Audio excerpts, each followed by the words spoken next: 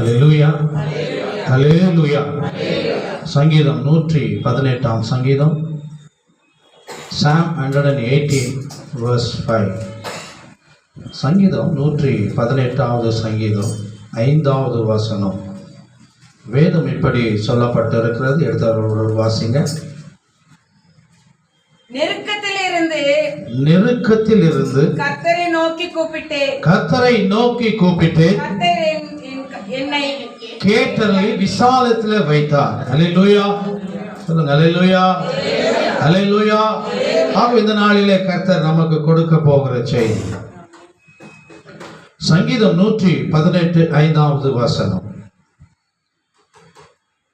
நெருக்கத்திலிருந்து கர்த்தரை நோக்கி கூப்பிட்டேன். எதிலிருந்து கூப்பிட்டாரா? நெருக்கத்திலிருந்து கர்த்தரை நோக்கி நான் கூப்பிட்டேன்.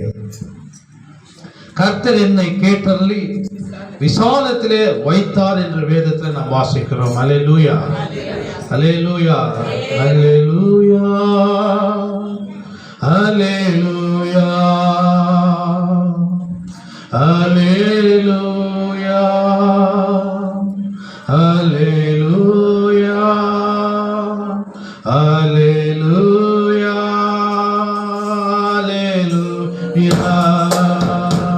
அல்லேலூயா, அல்லேலூயா, அல்லேலூயா, அல்லேலூயா,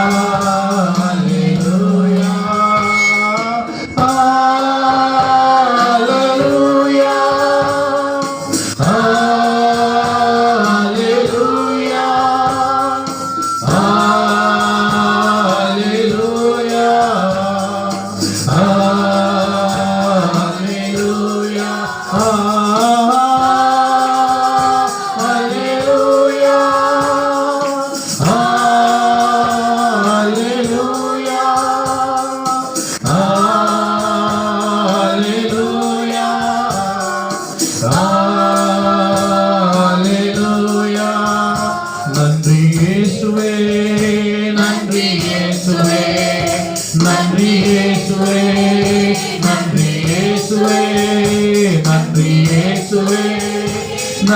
இயேசுவே, நன்றி இயேசுவே, நன்றி இயேசுவே. அல்லேலூயா, அல்லேலூயா, அல்லேலூயா, அல்லேலூயா. நன்றி பிதாவே, நன்றி பிதாவே, நன்றி பிதாவே, நன்றி பிதாவே, நன்றி பிதாவே, நன்றி பிதாவே, நன்றி பிதாவே, நன்றி பிதாவே. அல்லேலூயா, ஸ்தோத்திரிக்கிறோம். அல்லேலூயா. 7 மாதங்கள் கர்த்தர் நடத்தினார். Hallelujah, hallelujah, hallelujah, hallelujah, hallelujah.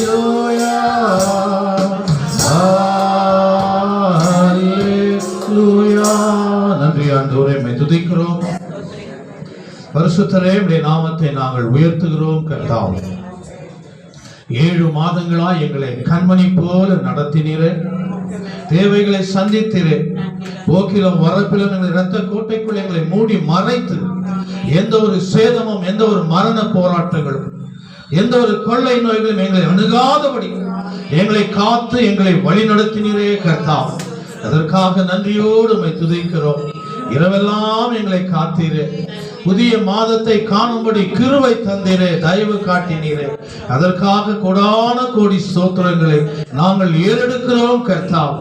7 மாதங்கள் நாங்கள் ஏறெடுத்துக் கொண்டு வந்த எல்லா ஜெபத்திற்கும், எல்லா விண்ணப்பத்திற்கும், எல்லா வேண்டுதலுக்கும் ஆமென் என்று பதில் தந்து வருகிற நாட்களிலே மகிமையான காரியங்களை, அற்புதமான காரியங்களை ஆச்சரியமான காரியங்களை அப்பா எங்கள் மத்தியிலே, சபை மத்தியிலே, விசுவாசிகள் மத்தியிலே, குடும்பத்தின் மத்தியிலே, உற்றார் உறவினர் மத்தியிலே நீ நிறைவாய் செய்தமைக்காக நன்றியோடு உம்மை துதிக்கிறோம். இந்த 7 மாதங்கள் தடைப்பட்டிருக்கிற எல்லா ஆசீர்வாதங்கள், எல்லா தடைகளும் உடைத்து 8வது மாதத்திலே நினைப்பதற்கும் ஜெபிப்பதற்கும் பெரிய காரியங்களை நீ செய்ய போகிறமைக்காக கொடான கோடி ஸ்தோத்திரங்களை நாங்கள் ஏறெடுக்கிறோம். நீர் அப்படியே செய்தமைக்காக நன்றி. ஆண்டவராகிய இயேசு கிறிஸ்துவின் நாமத்திலே ஜெபிக்கிறோம் எங்கள் ஜீவன் உள்ள நல்ல பிதாவே, ஆமென். அல்லேலூயா. சங்கீதம் 118:5 வாசிங்க. நெருக்கத்தில் இருந்து கர்த்தரை நோக்கி கூப்பிட்டேன், கர்த்தர் என்னை கேட்டருளி விசாலத்திலே வைத்தார். அல்லேலூயா. நெருக்கத்தில் இருக்கும் பொழுது, ஆமென் சொல்லுங்க, அல்லேலூயா. நெருக்கத்திலே இருந்து கர்த்தர் நோக்கி கூப்பிட்டேன், ஆமென் சொல்லுங்க, அல்லேலூயா. அல்லேலூயா. நெருக்கத்திலே இருக்கும் பொழுதுதான் நாம் கர்த்தரை தேட வேண்டும், ஆமென். சங்கீதக்காரன் சொல்லுகிறான், அதாவது பக்தன் பாடுகிறான், நெருக்கத்திலிருந்து கர்த்தர் நோக்கி கூப்பிட்டு கர்த்தர் என்னை கேட்டருளி, ஆமென். கைகளை தட்டி தேவன் நாமத்தை நாம் மகிமைப்படுத்த உற்சாகமாய் எல்லா சூழலிலும் மத்தியிலிருந்து கர்த்தர் நம்மை கேட்டருளுகிறார் என்று வேதம் சொல்லப்பட்டிருக்கிறது, ஆமென். சில காரியங்களை குறித்து வேதத்தின் மூலமா நாம் தியானிக்க போகிறோம், ஆமென். யாரெல்லாம் நெருக்கமாய் இருக்கும் பொழுது கர்த்தரை கூப்பிட்டார்களோ அவருடைய வாழ்க்கையில கர்த்தர் செய்த மகிமையான காரியங்களை குறித்து நாம் வேதத்தின் மூலமா நாம் வாசிக்க போகிறோம், கேட்க போகிறோம், ஆமென். அல்லேலூயா. சங்கீதம் 120 சங்கீதம், Psalm 120 verse 1 வேதம் இப்படி சொல்லப்பட்டிருக்கிறது, என் நெருக்கத்திலே கர்த்தரை நோக்கி கூப்பிட்டேன், அவர் எனக்கு செவி கொடுத்தார். கைகளை தட்டி தேவனை நாம் மகிமைப்படுத்த உற்சாகமாய் அல்லேலூயா, அல்லேலூயா. முதல்ல என்ன சொல்றாரு? நெருக்கத்திலிருந்து கர்த்தரை நோக்கி கூப்பிட்டேன், கர்த்தரோ எனக்கு கூப்பிட்டேன், கர்த்தர் என்னை கேட்டருளினார், விசாலத்திலே கர்த்தர் வைத்தார். சங்கீதம் 121 என் நெருக்கத்திலே கர்த்தரை நோக்கி கூப்பிட்டு அவர் எனக்கு செவி கொடுக்கிறார். கைகளை தட்டி தேவனை நாம் மகிமைப்படுத்துவோம். அல்லேலூயா, அல்லேலூயா. யாரெல்லாம் நெருக்கத்திலே கர்த்தரை கூப்பிட்டார்களோ அவர்களுக்கெல்லாம் கர்த்தர் பதில் கொடுத்தார். நிறைய பேர் இருக்கிறாங்க. 2 பேரை குறித்து இந்த நாளில நாம் தியானிக்க போகிறோம், ஆமென். அல்லேலூயா. 1 ஆகார். ஆதியாகமம் 20ஆம் அதிகாரத்துல நம்ம வாசிக்கும் பொழுது ஆகாரை குறித்து கர்த்தர் பேசுகிறார். ஏற்கனவே ஆபிரகாமுக்கும் சாராளுக்கும் குழந்தை இல்லாமல் இருந்தது, ஆமென் சொல்லுங்க, அல்லேலூயா. இல்லாது இருந்தது. கர்த்தர் 75 வயது இருக்கும் பொழுது ஆபிரகாமுக்கு ஒரு குமாரனை கொடுப்பேன் என்று கர்த்தர் சொன்னார், ஆமென் சொல்லுங்க, அல்லேலூயா. எத்தனை வயசு இருக்கும்? 75 வயது இருக்கும். கர்த்தர் சொன்னாரு, உனக்கு ஒரு குமாரனை கொடுப்பேன், அவர் மூலியமாய் சந்ததிகள் இந்த வானத்து நட்சத்திரங்கள் போல பெருக பண்ணுவேன் என்று கர்த்தர் சொன்னார், ஆமென். 75 வயசு இருக்கும் பொழுது. ஆனா நாட்கள் கடந்து போனன, வருஷங்கள் கடந்து போனது. ஆனால் அவருக்கு குழந்தை பாக்கியம் இல்லாமல் இருந்தது, ஆமென் அல்லேலூயா சொல்லுங்க, அல்லேலூயா. குழந்தை பாக்கியம் இல்ல. அனிதா என்ன பார்க்கணும், விட்டுடு குழந்தைய, உட்காந்துட்டோம், செய்தி கேட்கணும், ஆமென் அல்லேலூயா.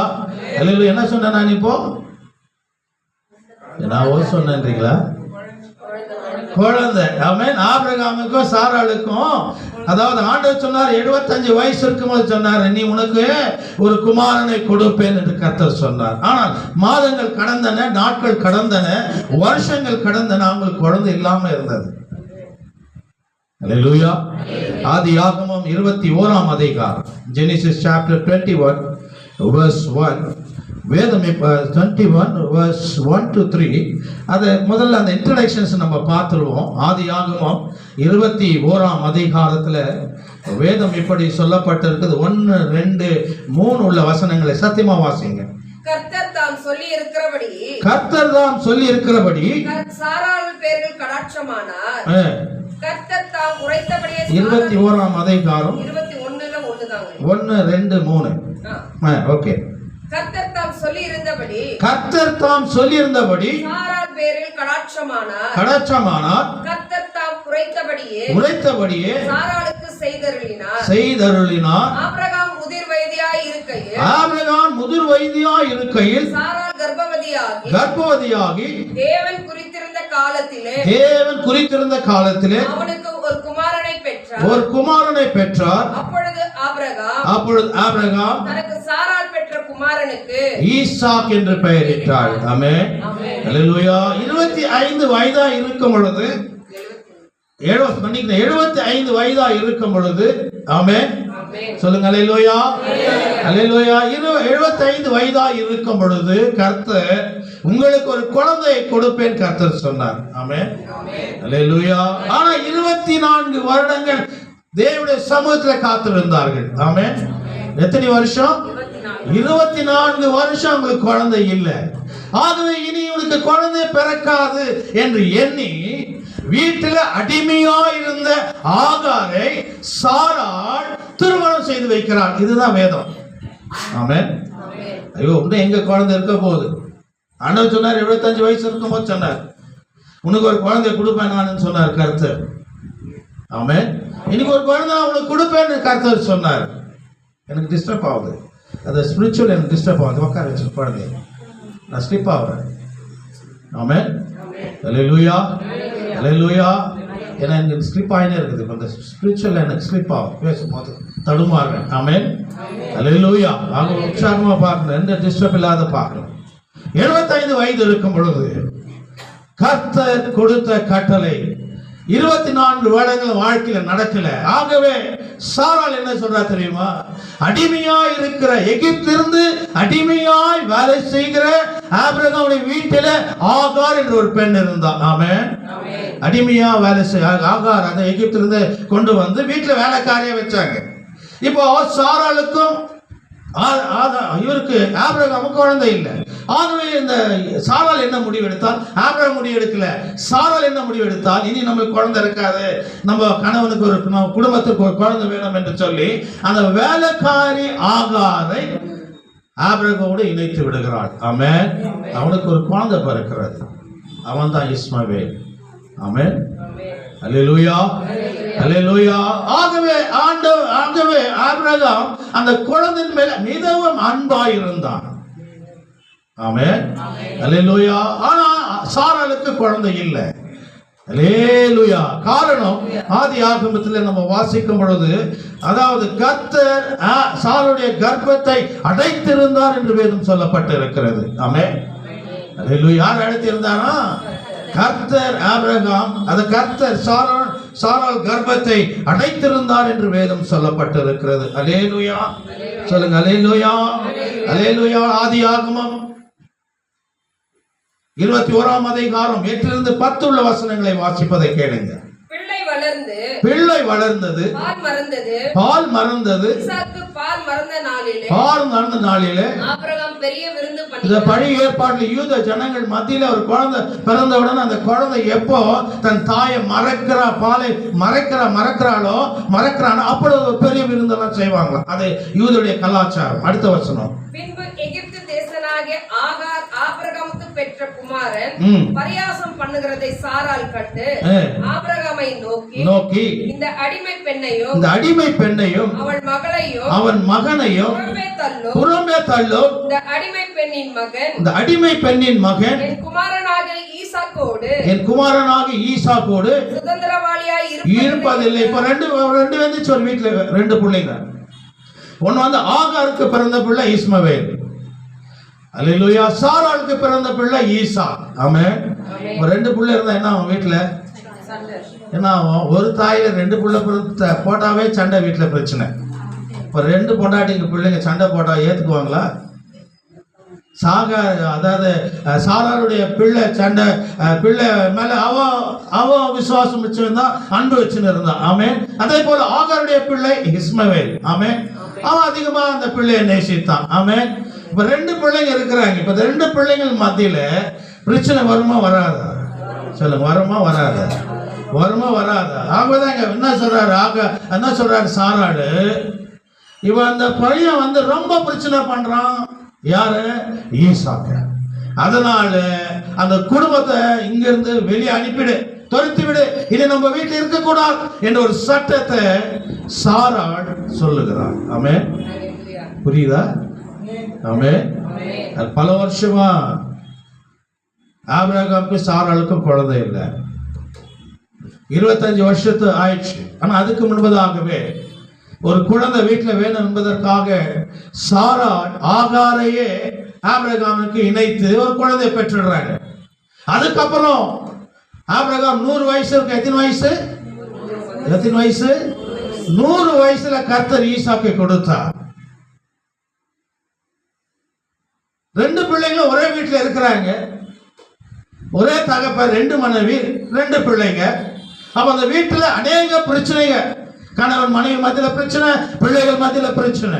இந்த பிரச்சனை பெரிய லெவல்ல போனதுனால அவ அடிமை பண்ணித்தானே, எகிப்துல வந்து உனக்கு வேலைக்காரி தானாவோ, அதனால என் பிள்ளைய அவன் ரொம்ப தொந்தரவு பண்றான், அவன் பிள்ளை தொந்தரவு பண்றான், அதனால அவனை வீட்டை விட்டு வெளியே போயிடுது, வெளியே துரத்து என்று ஒரு சட்டத்தை, ஒரு கடிது கொள்வதை ஆபிரகாமுக்கு கொடுத்தான். ஆபிரகாம் அதை ஏற்றுக்கொண்டான். இப்போ ஆகார் வீட்டை விட்டு வெளியே போறான். ஆதியாகமத்தில் நம்ம வாசிக்கும் பொழுது, ஆதியாகமம் 21ஆம் அதிகாரம் 14 இருந்து 18 உள்ள வசனங்களை வாசிங்க.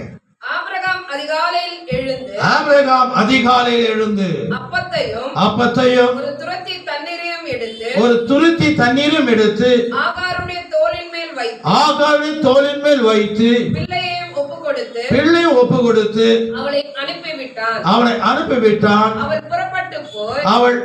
அவள் புறப்பட்டு போய் பேசபாவின் வனாந்திரத்தில் அலைந்து திரிந்து அவன் சொல்லிட்டு ஆபிரகாம் இந்த வேணாம், ஆகார் வேணாம். இப்போ ஆனா ஆகார் யாரு கொண்டு வந்து சேர்த்தது? சாரா. ஆமென். அவங்களுக்கு முதல்ல குழந்தை பிறந்தாச்சு, இஸ்மவேல் பிறந்தாச்சு. அதுக்கப்புறம் ஈசாக் பிறந்தான். ஆமென். ஒரே தகப்பன். அதனால தான் இஸ்லாமியரும் கிறிஸ்துவரும் பிரதர்ஸ் சொல்லுவாங்க. ஆமென். என்ன சொல்லுவாங்க? பிரதர்ஸ். இன்னைக்கு கூட சண்டை தான் பிரதர்ஸ். அல்லேலூயா சொல்லுங்க, அல்லேலூயா. ஆகவே சாரா சொன்னா, இவ இனி வீட்டில் இருக்க கூடாது, இவளால அநேக பிரச்சனை நடக்குது, பிள்ளைகளால அநேக பிரச்சனை நடக்குது, இவ அடிமை தானே, அடிமையில் வந்த பிள்ளை இவ, அதனால இவளை வீட்டை விட்டு வெளியே அனுப்பு, இனி இந்த வீட்டில இருக்க கூடாது என்று சொன்ன உடனே ஆபிரகாம் மிக துக்கம் அடைந்து வேதனை அடைந்து அவள் சொல்லை கேட்டு என்ன சொல்றார்? ஆபிரகாம் அதிகாலையில் எழுந்து அப்பத்தையும் வாசிங்க. ஆபிரகாம் அதிகாலையில் எழுந்து அப்பத்தையும் ஒரு துருத்தி தண்ணீரையும் எடுத்து ஆகாருடைய தோளின் மேல் வைத்து பிள்ளையும் அனுப்பிவிட்டான். அவளை அனுப்பிவிட்டான். அவள் புறப்பட்டு போய் அலைந்து திரிந்த வனாந்தரத்தில் என்னமா கிடைக்கும்? வெறும் கொஞ்சம் சாப்பாடு, கொஞ்சம் தண்ணி. அன்பா நேசித்த முதல் மனைவி ஆகார். கணவன் சும்மா விட்டுருவாரா? அன்பா நேசித்த முதல் பிள்ளை, அது யார் பொறுத்ததோ கேட்டோம், முதல் பிள்ளை. அன்பா பாசமா வளர்த்த அந்த பிள்ளை, அந்த மனைவி. ஆமென். இப்போ இவ சொல்றா, இவனை வைக்காத, வீட்டு விட்டு அனுப்பிடு. அவங்களோட துக்கத்தோடு, வேதனையோடு, கவலையோடு, கண்ணீரோடு அந்த மனைவிக்கு கொஞ்சம் ரொட்டி, கொஞ்சம் தண்ணி கொடுத்து அனுப்புறா. வனாந்தரத்தில் அலைந்து திரிந்தான். ஆமென். வனாந்தரத்தில் எங்கன்னா கடைங்க இருக்குமா? ஃபாஸ்ட் ஃபுட் இருக்குமா? அது எவ்வளவு நாளைக்கு அந்த ஆகாரம் அந்த வனாந்தரத்தில் இருந்திருக்கும்? அந்த தண்ணி எவ்வளவு நாளைக்கு அந்த வனாந்தரத்தில் அவ கையில் இருந்திருக்கும்? எவ்வளவு நாளைக்கு தான் அதை சாப்பிட முடியும்? இல்லையா? அந்த வேதம் சொல்லப்பட்டிருக்கிறது. ஆபிரகாம் அதிகாலையில் எழுந்து அப்பத்தை ஒரு துருத்தில் தண்ணீரை எடுத்து ஆகாருடைய தோளின் மேல் வைத்து பிள்ளையும் ஒப்பு கொடுத்து அவளை அனுப்பிவிட்டான். அவள் புறப்பட்டு போய் பெயர் சபாவில் வனாந்தரத்தில் அலைந்து திரிந்தாள். அடுத்த வசனம். துரத்தில் இருந்த தண்ணீர் செலிவழிந்த பின்பு அவள் பிள்ளையை ஒரு செடியின் கீழ் விட்டு. பார்த்தா எவ்வளவு நாளைக்கு தான் எடுத்துன்னு போன தண்ணி குடிக்க முடியும்? ஆமென். சொல்லுங்க, அல்லேலூயா. அல்லேலூயா. எவ்வளவு நாளைக்கு தான் அந்த சாப்பாடு அந்த வனாந்தரத்தில் இருக்க முடியும்? ஒரு 5 நாளைக்கு செய்து கொடுத்துருப்பாரா? ஒரு 10 நாளைக்கு செய்து கொடுத்துருப்பாரா? மனைவிக்கும் தன் பிள்ளைக்கும் அந்த வனாந்தரத்தில் தண்ணி கம்மியாயிடுச்சு, தண்ணி இல்லாத ஆயிடுச்சு. அப்போ என்ன செய்வாங்க? சாப்பாடு இல்லாத ஆயிடுச்சு. அடுத்த வசனத்தை வாசிங்க. பிள்ளை சாகிறதை நான் பார்க்க மாட்டேன் என்று வனாந்தரத்துல அலைந்து திரிந்து, அல்லேலூயா, சாப்பாடு இல்லாம தண்ணி இல்லாம அவ இருக்கும் பொழுது, அடுத்த வசனம் சொல்லப்பட்டிருக்கிறது, வாசிங்க.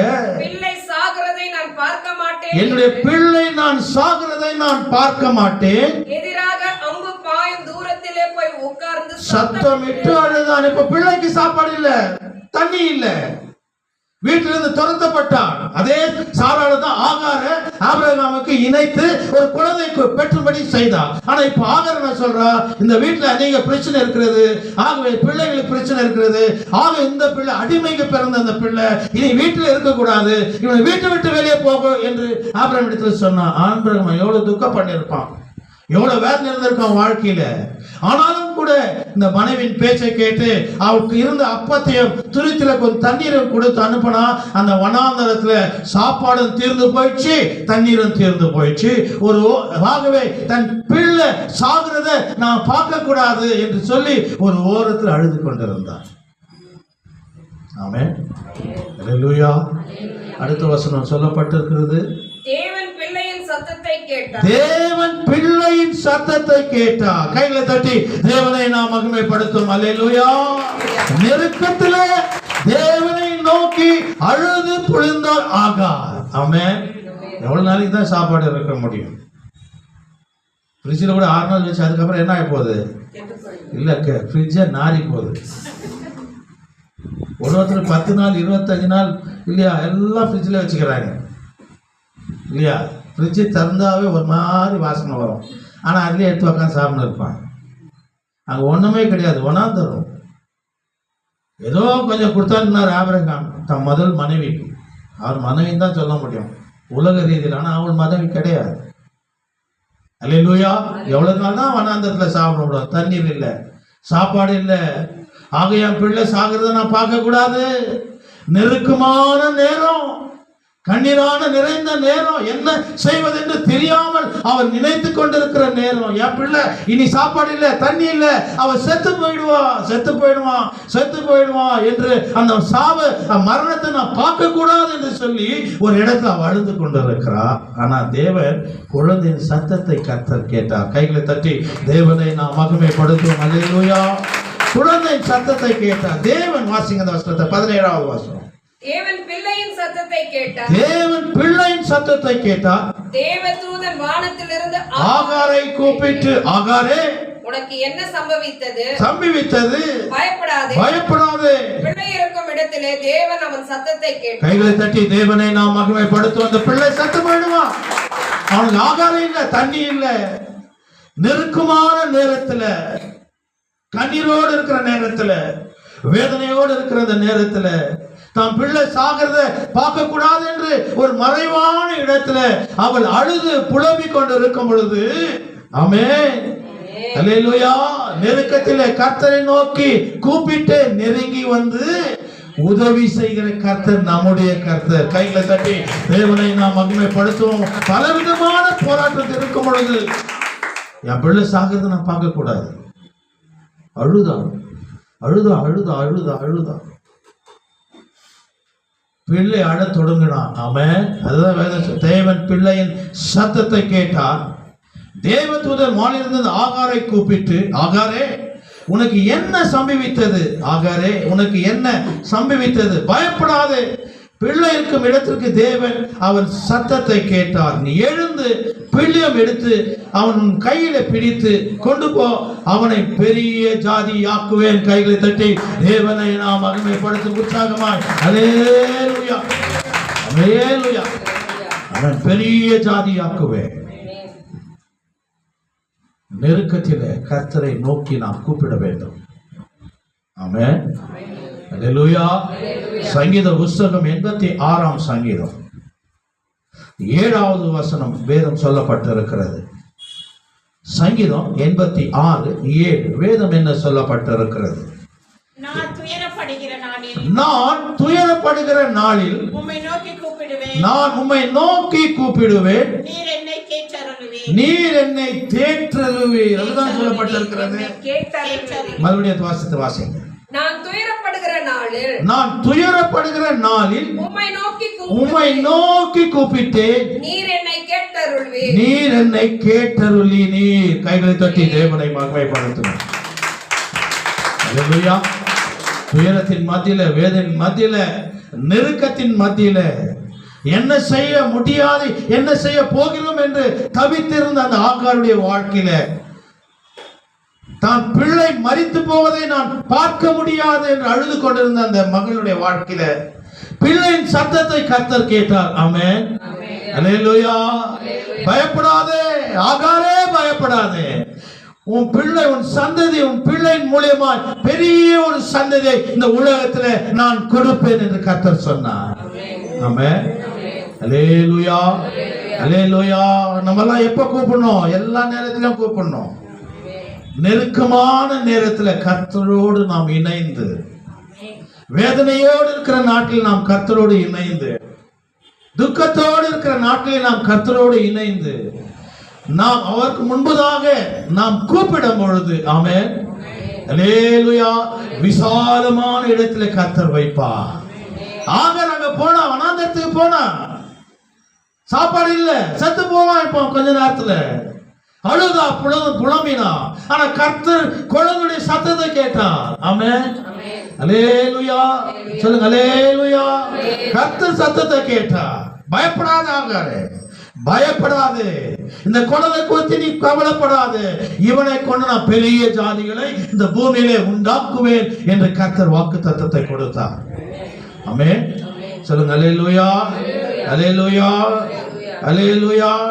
சங்கீதம் 18ஆம் அதிகாரம், சங்கீதம் 18ஆம் அதிகாரம் 6வது வசனம். Psalm chapter 18 verse 6. எனக்கு உண்டான நெருக்கத்திலே, எனக்கு உண்டான நெருக்கத்திலே கர்த்தரை நோக்கி கூப்பிட்டு, கர்த்தரை நோக்கி கூப்பிட்டு, தேவனை நோக்கி அபயமிட்டு, என் தேவனை நோக்கி அபயமிட்டு, தமது ஆலயத்திலிருந்து என் சத்தத்தை கேட்டார். ஆலயத்திலிருந்து கர்த்தர் சத்தத்தை கேட்டார். என் கூப்பிடுதல் அவர் சந்நிதிக்கு போய் எட்டினது, அவர் செவிக்கு எட்டினது. அல்லேலூயா. மறுபடியும் வாசிங்க இந்த வசனத்தை. எனக்கு உண்டான நெருக்கத்திலே கர்த்தரை நோக்கி பாருங்க, தாவீது ஜெபிக்கிறான். எனக்கு உண்டான நெருக்கத்திலே நான் தேவனை நோக்கி கூப்பிட்டேன். என் தேவனை நோக்கி அபயமிட்டு தமது ஆலயத்திலிருந்து என் சத்தத்தை கேட்டார். என் ஆலயத்திலிருந்து சத்தத்தை கேட்டார். கூப்பிடுதல் அவர் சந்நிதியில் போய் அவர் செவிகளில் ஏறிற்று. அல்லேலூயா. ஆலயத்தில் ஜெபிக்கிற ஜெபத்திற்கு கர்த்தர் பதில் கொடுக்கிறார். ஆமென். என் நெருக்கத்திலே இருக்கும் பொழுது நான் ஆலயத்துக்கு போனேன். தேவனுடைய சமூகத்தில் நான் ஜெபித்தேன். கர்த்தர் எனக்கு செவி கொடுத்தார். ஆலயம் எவ்வளவு முக்கியமாச்சே. எந்த ஒரு போராட்டம் இருந்தாலும் நான் அடிக்கடி சொல்லுவேன், போமா ஸ்டேஜை தவிர. ஆமென். உனக்கு எந்த பிரச்சனை இருந்தாலும் தேவனுடைய சமூகத்தில் வரணும். ஆமென். எந்த போராட்டம் இருந்தாலும், ஆண்டவரே இந்த வாரம் முழுவதும் எனக்கு அநேக போராட்டங்கள், அநேக பிரச்சனைகள், ஆமென், சொல்ல முடியாத வேதனைகள், நான் பல நேரங்களில் நான் நெருக்கத்தை நான் தள்ளப்பட்டு இருந்தேன். இந்த ஆலயத்துக்கு நான் போறேன். இந்த வசனம் சொல்லப்பட்டு இருக்கிறது. ஆலயத்துக்கு போகும் பொழுது, ஆமென், அல்லேலூயா, என்ன சொல்லப்பட்டிருக்கிறதுங்க? எனக்கு உண்டான நெருக்கத்திலே கர்த்தரை நோக்கி கூப்பிட்டு, என் தேவனை நோக்கி அபயமிட்டு, தமது ஆலயத்திலிருந்து என் சத்தத்தை கேட்டார். ஆமென். அல்லேலூயா. ஆலயத்திலிருந்து நமக்கு சத்தத்தை கர்த்தர் கேட்கிறார். இந்த ஒரு வார காலம் கர்த்தருடைய வாழ்க்கையில பல விதமான போராட்டத்துல நீங்க இருந்திருக்கலாம். ஆனா அதுக்கு விடுதலை இந்த நாளில கர்த்தர் கொடுக்க காத்திருக்கிறார். அல்லேலூயா. சொல்லுங்க அல்லேலூயா. ஆலயத்தில் ஜெபிச்சார். 1 சாமுவேல் 1ஆம் அதிகாரம். ஆலயத்துல ஒரு பெண்ணை ஜெபிச்சா உங்களுக்கு தெரியும். நெருக்கத்தில் இருக்கும் பொழுது, போராட்டத்தில் இருக்கும் பொழுது, அந்நாள் என்ற ஒரு பெண் ஆலயத்தில் ஜெபித்தா என்று வேதம் சொல்லப்பட்டிருக்கிறது. அல்லேலூயா.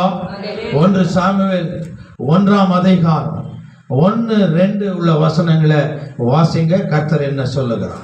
எப்ராயிம் மலை தேசத்தில் இருக்கிற சேபிம் என்னப்பட்ட ராமாயியும் ஊரனாகிய ஒரு மனுஷன் இருந்தான். அவனுக்கு எல்கானா என்று பெயர். அவன் எப்ராயனாய் இருக்க சுப்புக்கு பிறந்த தோகுவின் குமாரனாகிய எலிசூவின் மகனான எரோகின் புத்திரன். அவனுக்கு 2 மனைவிகள் இருந்தார்கள். அவனுக்கு 2 மனைவிகள் இருந்தார்கள். ஒருத்தி பேர் அன்னாள், ஒருத்தி பேர் அன்னாள், மற்றவள் பேர் பொனினாள், மற்ற பேர் பெனினாள். பெனினாளுக்கு பிள்ளைகள் இருந்தார்கள். பெனினாளுக்கு பிள்ளைகள் இருந்தார்கள். அன்னாளுக்கோ பிள்ளை இல்லை. அன்னாளுக்கோ பிள்ளை இல்லை. ஆமென். ஆமென். இது கூட 2 கொண்டாடிக்கத்தான் பேசுறார் கர்த்தர். ஆமென். அல்லேலூயா, அல்லேலூயா. இங்க என்ன சொல்றாரு? அவனுக்கு 2 மனைவிகள் இருந்தார்கள். பழைய காலத்துலாம் பாருங்க 4-5 கூட வச்சுருக்கிறான் இல்லையா? ஆமென். ஆண்டவர் சொன்னாரு, பரிசுத்தவான்கள்லாம் தேவனுடைய வார்த்தையை மீறிட்டானுங்க. சாலமோனுக்கு கணக்கே இல்லையா? யாருக்கு? சாலமோனுக்கு சொந்த பொண்டாட்டிங்க 250, 300, 400 தான். ஒப்பாட்டிங்க வர 1000 கணக்கான். ஒரு ராம்சாம் பாலியமே அவன் கையில் இருந்துக்கு நினைக்கிறாங்க இல்லையா? அந்த அம்மா என்ன சொல்றதோ ஓட்டு போட்டால் அவன் தான் ஜெயிப்பான். ஏன்னா தேவன் கொடுத்த வாக்கு தத்தத்தை இவங்கெல்லாம் மீறினாங்க. ஏற்ற ஒரு துணையை தருவேன் தான் கர்த்தர் சொன்னார். என்ன சொன்னாரு? ஏற்ற ஒண்ணுதான் அவனுக்கு கொடுத்து. ஆனா இவங்கெல்லாம் என்ன பண்ணானுங்க? ரோட்ல போறதெல்லாம் வச்சுக்கினாங்க. ஆமென். அல்லேலூயா. பாருங்க, அன்னாளை பத்தி கர்த்தர் பேசுறார் இல்லையா? அவளுக்கு, அதாவது அவனுக்கு யார்? எல்கனா இல்லையா?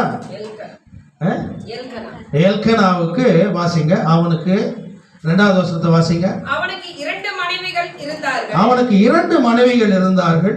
ஒருத்தி பேர் அன்னாள், ஒருத்தி பேர் அன்னாள், மற்றவள் பேர் பெனினாள், மற்றவள் பேர் பெனினாள். பெனினாளுக்கு பிள்ளைகள் இருந்தார்கள். பெனினாளுக்கு பிள்ளை இருந்தார்கள். அன்னாளுக்கோ பிள்ளை இல்லை. அன்னாளுக்கோ பிள்ளை இல்லை. 6வது வசனத்தை வாசிங்க. அதுலயே கர்த்தர் அவள் கர்ப்பத்தை அடைத்தபடியினாலும், கர்ப்பர் அன்னாவின் கர்ப்பத்தை அடைத்தபடியினால் அவளுடைய சக்காலத்தில், அவளுடைய சக்களத்தி அவளை துக்கப்படுத்தும்படியாக, அவளை துக்கப்படியாக மிகவும் வெசனப்படுத்துவாள். வேசனப்படுத்துவாள். முற்றிலுங்க. இங்க பாருங்க, முதல், அதாவது எல்கனாவுக்கு 2 மனைவிகள். ஆமென். முதல் மனைவிக்கு குழந்தை இருந்தது. ஆமென். 2வது மனைவி அன்னாளுக்கு குழந்தை இல்லை. ஆமென். காரணம், கர்த்தர் கர்ப்பத்தை அடைத்திருந்தார் என்று வேதம் சொல்லப்பட்டிருக்கிறது. அல்லேலூயா. சொல்லுங்க அல்லேலூயா. அப்ப ஒரு வீட்டுல 2 மனைவிங்க, ஒரு குழந்தை, ஒரு பிள்ளை குழந்தை.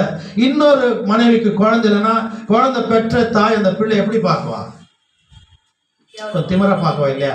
என்னதான் நீ வாழ்ந்தாலும் உனக்கு குழந்தை இல்லையா? ஆமென். சொல்லுங்க அல்லேலூயா. அதனால அவங்களுக்குள்ள போராட்டம் வந்துக்குமா இருக்காதா? என்ன சொல்றார்? 6வது வசனத்தை வாசிங்க. வேதம் என்ன சொல்லப்பட்டிருக்கிறது? கர்த்தர் அவள் கர்ப்பத்தை அடைத்தபடியினால், கர்த்தர் அவள் கர்ப்பத்தை அடைத்தபடியினால் அவளுடைய சக்காலத்தில் அவள் துக்கப்படும்படியாக, அவளுடைய சக்காலத்தை அவளுக்கு துக்கப்படும்படியாக அவளை மிகவும் வெசனப்படுத்துவாள். வேசனப்படுத்துவாள். அல்லேலூயா. யாரு? யாரு? யாரு? பெனினாள். கரெக்ட்மா. அல்லேலூயா, அல்லேலூயா. அதுக்குள்ள நிறைய போராட்டங்க, அவளுக்குள்ள நிறைய போராட்டங்க. ஒருத்தர் குழந்தை இருக்குது, ஒருத்தர் குழந்தை இல்லை. அதனால பல விதமான நெருக்கத்தின் மத்தியில அந்த வீட்டில வாழ்ந்து கொண்டிருக்கிறான். ஆமென். பல விதமான அவமானத்தின் மத்தியில அவன் வீட்டில் வாழ்ந்து கொண்டிருக்கிறான். ஆமென். அல்லேலூயா. ஒருத்தருக்கு பிள்ளை இருக்கிறது, இன்னொருத்தருக்கு பிள்ளை இல்லை. வாழ்க்கை எப்படி இருந்திருக்கு? அண்ணாளுடைய வாழ்க்கை எப்படி இருந்திருக்கு? அந்த வீட்டுல வாழ முடியாம நின்று இருப்பா. எத்தனையோ முறை கண்ணீரோடு தேவனுடைய சமூகத்தில் ஜெபிச்சிருப்பா. ஆமென். அல்லேலூயா. சொல்லுங்க அல்லேலூயா. 10-12 வாசிங்க. அதுல 10-12 வாசிங்க. அவள் போய் மனம் கசந்து மிகவும் அழுது கர்த்தரை நோக்கி விண்ணப்பம் பண்ணி சேனைகளின் கர்த்தாவே அடியாளின் சிறுமையை கண்ணோக்கி பார்த்து உம்முடைய அடியாளை மறவாமல் நினைத்தருளீர். உமது அடியாளுக்கு ஒரு ஆண் பிள்ளையை கொடுத்தால் அவன் உயிரோடு இருக்கும் சகல நாளும் நான் அவனை கர்த்தருக்கு ஒப்பு கொடுப்பேன். அவன் தலையின் மேல் சவரன் கத்தி படுவதில்லை என்று பொருத்தனை பண்ணினாள். அடுத்த வசனம். அவள் கர்த்தருடைய சந்நிதியில் வெகு நேரம் விண்ணப்பம் பண்ணுகிற போது ஏலி அவள் வாயை கவனித்துக் கொண்டிருந்தான். பாருங்க, இந்த 6வது என்ன சொல்லப்பட்டிருக்கிறது?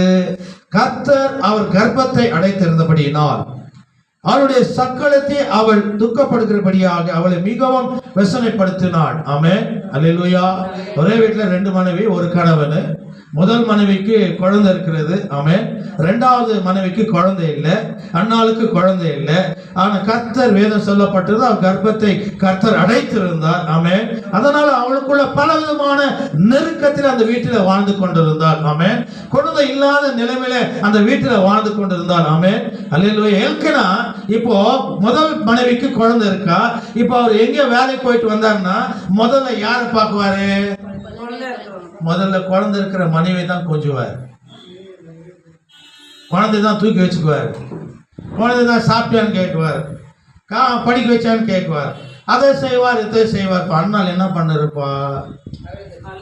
ஆமா, பார்த்த மாதிரியே சொல்றீங்க. ஆமென், அல்லேலூயா, அல்லேலூயா. ஆனந்தம் தான் இருந்திருப்பா. வந்தோடனே உபசரிப்பெல்லாம் முதல் மனைவிக்கு தான் இருந்திருக்கும். காரணம், ஒரு பிள்ளை இருந்தது. ஆமென். அவன் அந்த எல்கனை அவ்வளவுதான் அதிகமா நேசிச்சிருப்பான், அந்த குழந்தை அதிகமா நேசித்திருப்பான். ஆமென். அப்ப அந்த எல்கனுடைய இதயம் எப்படிப்பட்டதா இருக்கும்? நொறுங்குண்ட இருதயம் உள்ளவளாய் அந்த வீட்டில வாழ்ந்து கொண்டு இருந்திருக்கலாம். ஆமென். எதையும் பேச முடியாம வாழ்ந்து கொண்டிருக்கலாம், துங்கத்தோட வேதனையோட வாழ்ந்து கொண்டிருக்கலாம். ஆனால் அவன் என்ன செய்தா தெரியுமா? 10வது வசனத்துல என்ன சொல்லப்பட்டு இருக்கிறது? வாசிங்க. அவள் போய் மனம் கசந்து, எங்க மனம் கசந்து மிகவும் அழுது கர்த்தரை நோக்கி விண்ணப்பம் பண்ணி சேனைகளின் கர்த்தாவே தேவர் உம்முடைய அடியாளின் சிறுமையை கண்ணோக்கி பார்த்து உம்முடைய அடியாளை மறவாமல் நினைத்தருளும். உமது அடியாளுக்கு ஒரு ஆண் பிள்ளையை கொடுத்தார். அவன் உயிரோடு இருக்கும் சகல நாளும் நான் அவனை கர்த்தருக்கு ஒப்பு கொடுப்பேன். அவன் தலைமேல் சவரன் கத்தி படுவதில்லை என்று ஒரு பொருத்தனை பண்ணினான். அவள் கர்த்தருடைய சந்நிதியிலே வெகு நேரம் ஜெபித்தார். ஆமென். தேவனுடைய ஆலயத்துல வெகு நேரம் அவள் ஜெபித்தாள் என்று வேதம் சொல்லப்பட்டிருக்கிறது. ஆமென், அல்லேலூயா, அல்லேலூயா. அது அந்த வசனத்திலே 19ஆம் அதிகாரம் 20வது வசனத்தை வாசிங்க. அதுலயே 19, 20 வாசிங்க. 1 சாமுவேல் 1ஆம் அதிகாரம் 19, 20 வாசிங்க. அப்பொழுது சவுல் 1 சாமுவேல் 1ஆம் அதிகாரம், அதே வசனம், ஒரே வசனத்தை நான் ஒரே அதிகாரத்தில் நான் பேசிட்டு வரேன். அவர்கள் அதிகாலை சென்ற பின்பு, அவர்கள் 19வது வசனம், அவர்கள் அதிகாலையில் எழுந்து கர்த்தரை பணிந்து கொண்டு ராமா வீட்டிற்கு திரும்பி போனார்கள். எல்கானா தன் மனைவியாகிய அன்னாளை அறிந்தான், கர்த்தர் அவளை நினைத்தறிந்தான். அடுத்த வசனம், சில நாள் சென்ற பின்பு அன்னாள் கர்ப்பவதியாகி ஒரு குமாரனை பெற்று கர்த்தரிடத்தில் அவனை கேட்டேன் என்று சொல்லி அவனுக்கு சாமுவேல் என்று பெயரிட்டான். அல்லேலூயா, அல்லேலூயா. நெருக்கத்தின் மத்தியிலே தேவனுடைய சமூகத்தை தேடி தேவனுடைய ஆலயத்துல வந்து அவர் ஜெபத்தா, கர்த்தர் அவர் ஜெபத்திற்கு பதில் கொடுத்தார். அல்லேலூயா, அல்லேலூயா. 26 இருந்து 28 உள்ள வசனங்களை வாசிங்க. அதுலயே 26 இருந்து 28 உள்ள வசனங்களை வாசிங்க. அப்பொழுது அவள் ஆண்டவனே இங்கே உமது அண்டையிலே நின்று கர்த்தரை நோக்கி விண்ணப்பம் பண்ணின ஸ்திரீ நான் தான் என்று என் ஆண்டவனாகிய உம்முடைய ஜீவனை கொண்டு சொல்லுகிறேன். இந்த பிள்ளைக்காக விண்ணப்பம் பண்ணி, இந்த பிள்ளைக்காக தேவனுடைய சமூகத்தில் நான் விண்ணப்பம் பண்ணினேன். நான் கர்த்தரிடத்தில் கேட்ட என் விண்ணப்பத்தின்படி எனக்கு கட்டளையிட்டார். ஆகையால் அவன் கர்த்தருக்கென்று கேட்டிருக்கிறபடியினால் அவன் உயிரோடு இருக்கும் சகல நாளும் அவனை கர்த்தருக்கே ஒப்பு கொடுக்கிறேன் என்றாள். அங்கே கர்த்தருக்கு பணிந்து கொண்டான். கைகளை தட்டி தேவனை நாம் மகிமைப்படுத்துவோம். அல்லேலூயா. நெருக்கத்தின் மத்தியிலே தேவனுடைய ஆலயத்திலே நான் அபயமிட்டேன், ஜெபித்தேன், கர்த்தரின் குறைகளை நிறைவேற்றினார். அல்லேலூயா சொல்லுங்க. அல்லேலூயா, அல்லேலூயா. சங்கீதம் 54ஆம் சங்கீதம் 7வது வசனத்தை வாசிங்க. சங்கீதம் 54ஆம் சங்கீதம் 7வது வசனத்தை வாசிங்க. வேதம் என்ன சொல்லப்பட்டிருக்கிறது? வாசிங்க. அவர் எல்லா நெருக்கத்தையும் அவர் எல்லா நெருக்கத்தையும் நீக்கி என்னை விடுவித்தார். என் கண் என் சத்துருக்களின் நீதி சரி கட்டுதலை கண்டது. என்ன சொல்றார் பாருங்க தாவீது ராஜா. அப்ப இந்த ரெண்டு காரியத்துல முதல்ல ஆகாருடைய வாழ்க்கையில நடந்த சம்பவத்தை நம்ம பார்த்தோம். ஆமென். தள்ளப்பட்ட நேரத்துல, வனாந்தரத்துல தள்ளப்பட்ட நேரத்துல, தான் பிள்ளை சாகிற நேரத்துல, அந்த நெருக்கத்தின் மத்தியில தேவனை நோக்கி அவர் ஜெபித்தால், அழுதால், புலம்பினாள் என்று வேதம் சொல்லப்பட்டிருக்கிறது. ஆமென். அல்லேலூயா. தன் பிள்ளை சாகுவதை நான் பார்க்க கூடாது என்று சில தூரம் நெருக்கத்தில் நின்று அவர் அழுதால், புலந்தால், தேவனிடத்தில் விண்ணப்பம் பண்ணினாள். ஆமென். அல்லேலூயா. இந்த இடத்துல குழந்தையுடைய கண்ணீரை, சத்தத்தை கர்த்தர் கேட்டார் என்று வேதம் சொல்லப்பட்டிருக்கிறது. ஆகவே ஆகாரை பார்த்து சொன்னார், உன் நெருக்கத்திலே என்னை நோக்கி நீ கூப்பிட்டாய், ஆகவே நீ பயப்படாதே, இந்த பிள்ளையை கொண்டு நான் பெரிய ஜாதியை இந்த உலகத்துல உண்டாக்குவேன் என்று கர்த்தர் வாக்குத்தத்தத்தை கர்த்தர் கொடுத்தார். ஆமென். அன்னுடைய வாழ்க்கையில 2 மனைவிகள். எல்கனாவுக்கு 2 மனைவி. ஒரு மனைவிக்கு குழந்தை இருந்தது, இன்னொரு மனைவிக்கு குழந்தை இல்லை. அவன் அவன் நொறுக்கப்பட்ட நேரத்திலே ஆலயத்திலே போய் தேவனுடைய சமூகத்திலே, தேவனுடைய சம்பதியிலே, நெருக்கத்தில் மத்தியிலே தேவனை கூப்பிட்டால், அழுதால், புலம்பினாள், ஜெபித்தால், விண்ணப்பம் ஏறெடுத்தால், அதன் நிமித்தம் கர்த்தர் கர்ப்பத்தின் கனியை கர்த்தர் ஆசீர்வதித்தார். அல்லேலூயா. சொல்லுங்க அல்லேலூயா. அல்லேலூயா. ஆகவே கர்த்தர் வாழ்க்கையில செய்தது நிமித்தம் கர்த்தருடைய சமூகத்துல நன்றி சொல்லுவர்களாய் கர்த்தர் அவரை கொண்டு செய்தார். ஆமென். அல்லேலூயா.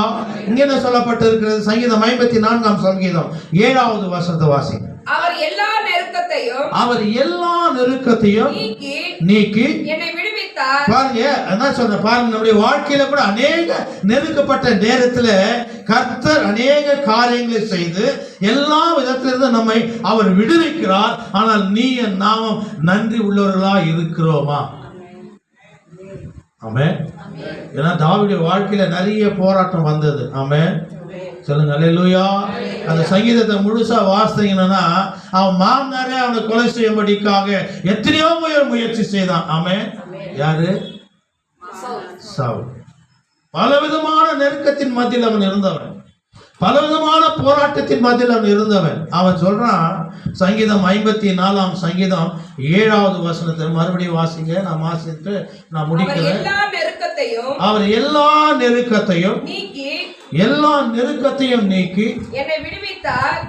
விடுவித்தார். என் கண் என் சத்துருக்களுக்கு நீதி சரிக்கட்டு தலை கண்டேன். அவர் எல்லா நெருக்கத்தையும் நீக்கி என்னை விடுவித்தார். என் கண் என் சத்துருக்கள் நீதி சரிக்கட்டு தலை கண்டது. அல்லேலூயா. சொல்லுங்க அல்லேலூயா. 6வது வசனத்தை வாசிங்க. அதுலயே உற்சாகத்துடன் நான் உமக்கு பலியிடுவேன். உற்சாகத்துடன் நான் உனக்கு பலியிடுவேன். கர்த்தாவே உமது நாமத்தை துதிப்பேன். உம்மை நாமத்தை துதிப்பேன். அது நலமானது. கைகளை தட்டி தேவனை நாம் மகிமைப்படுத்துங்க.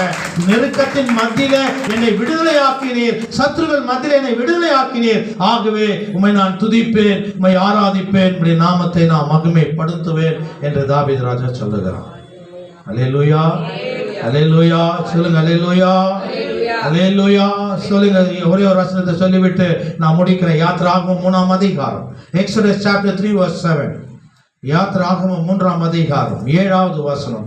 430 வருஷம் அடிமையாய் இந்த இஸ்ரேல் ஜனங்களை குறித்து வேதம் மிக தெளிவாய் இந்த இடத்துல சொல்லப்பட்டு இருக்கிறது. யாத்திராகமம் Exodus chapter 3 verse 7. அப்பொழுது கர்த்தர் எகிப்தில் இருக்கிற என் ஜனத்தின் உபத்திரத்தை நான் பார்த்து ஆலோட்டின் நிமித்தம் அவர்கள் இடுகிற கூக்குரலை கேட்டேன். அவர்கள் படுகிற வேதனையை அறிந்திருக்கிறேன். ஆமென். அல்லேலூயா. என்ன சொல்லப்பட்டிருக்கிறது? அப்பொழுது கர்த்தர், ஒரு நிமிஷம். அப்பொழுது கர்த்தர் எகிப்தில் இருக்கிற என் ஜனத்தின் உபத்திரத்தை நான் பார்த்து ஆலோட்டின் நிமித்தம் இடுகிற கூக்குரலை கேட்டேன். அவர்கள் படுகிற வேதனைகளை அறிந்திருக்கிறேன். சத்தத்தை கேட்டார் ஆண்டவர். ஆமென். அதுக்காக ஒரு மனுஷனை கர்த்தர் தெரிந்து கொண்டார். ஆமென். அல்லேலூயா. சொல்லுங்க அல்லேலூயா. அல்லேலூயா. உபத்திரத்தில் மத்தியில் இருக்கிற இஸ்ரேல் ஜனங்களை விடுதலை செய்யும்படிக்காக ஒரு மனுஷனை கர்த்தர் தெரிந்து கொண்டார். ஆமென். அல்லேலூயா. அந்த மனுஷனை தெரிந்து கொள்வதற்காக 430 வருஷம் கர்த்தர் பொறுமையோடு காத்திருந்தார். ஆமென். அந்த மனுஷன் யார் தெரியுமா? தேவனோடு முகமுகமாய் சந்தித்துக் கொண்டு வந்த மோசனை குறித்து கர்த்தர் பேசுகிறார். இஸ்ரவேல் ஜனங்கள் உபத்திரத்தை பார்க்கவே பார்த்து, ஆமென், அல்லேலூயா, அவர்களை விடுதலையாக்க மோசனை கர்த்தர் தெரிந்து கொண்டார். ஆமென். பாடுகள் மத்தியில, உபத்திரத்தின் மத்தியில் இருந்த ஜனங்களை விசாலமான தேசத்திற்கு கர்த்தர் கொண்டு போனார். அல்லேலூயா, அல்லேலூயா. நம்முடைய வாழ்க்கை ஒரு உபத்திர வாழ்க்கையா இருக்கலாம். ஆமென். போராட்டம் உள்ள ஒரு வாழ்க்கையா இருக்கலாம், கண்ணீர் உள்ள வாழ்க்கையா இருக்கலாம், நிந்தை உள்ள ஒரு வாழ்க்கையா இருக்கலாம், வேதனை உள்ள ஒரு வாழ்க்கையில இருக்கலாம். ஆனால் நம்முடைய வாழ்க்கை இப்படி இருக்காது. ஒரு ஆசீர்வாதத்தை கர்த்தர் வைத்திருப்பார். அவருடைய தேவனுடைய சமூகத்தில் நாம் அவரை நோக்கி ஜெபிக்கும் பொழுது, கூப்பிடும் பொழுது. ஆமென். நெருக்கத்திலே கர்த்தரை நோக்கி கூப்பிட்டேன். ஆமென். அல்லேலூயா. கர்த்தர் கேட்டருளி விசாலத்திலே கர்த்தர் வைத்தார். அல்லேலூயா. ஆகார் போனா, வனாந்தரத்துக்கு போனா, ஜாதியை நான் பெரிதாக்குவேன் என்று கர்த்தர் சொன்னார். ஆமென். அல்லேலூயா. அண்ணனுடைய வாழ்க்கையில குழந்தை இல்லை, பல விதமான நெருக்கம். 2 மனைவிங்க, அவங்களுக்குள்ள அநேக போராட்டம், கண்ணீர்.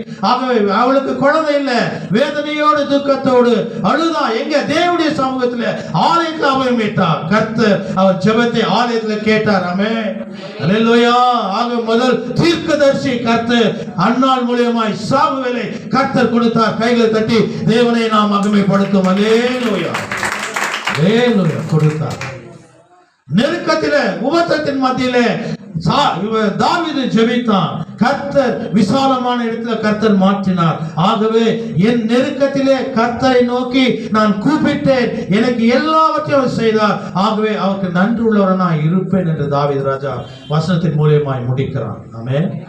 அல்லேலூயா, அல்லேலூயா, அல்லேலூயா. அன்பின் ஆண்டவரே, பரிசுத்த ஆவியானவரே, நம்மை துதிக்கிறோம் அப்பா, நம்மை ஸ்தோத்திரிக்கிறோம். உம்முடைய நாமத்தை நாங்கள் உயர்த்துகிறோம். கர்த்தர் நெருக்கத்திலே கர்த்தரை நோக்கி கூப்பிடுவோம்.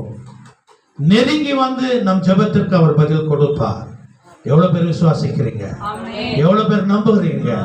வாழ்க்கையில் எந்த விதத்துல எந்த போராட்டம் வந்தாலும் அவர் ஒருவரால் தான் எல்லாவற்றையும் செய்ய முடியும் என்பதை வேதத்தின் மூலியமாய் கர்த்தர் நமக்கு வெளிப்படுத்தினார். கொடுத்த ஒவ்வொரு வார்த்தைகளுக்காக நாங்கள் நன்றியோடு துதிக்கிறோம், ஸ்தோத்தரிக்கிறோம். நீர் அப்படியே செய்தமைக்காக நன்றி. இயேசுவின் நாமத்தில் ஜெபிக்கிறோம் எங்கள் ஜீவன் உள்ள நல்ல பிதாவே. ஆமென். அல்லேலூயா.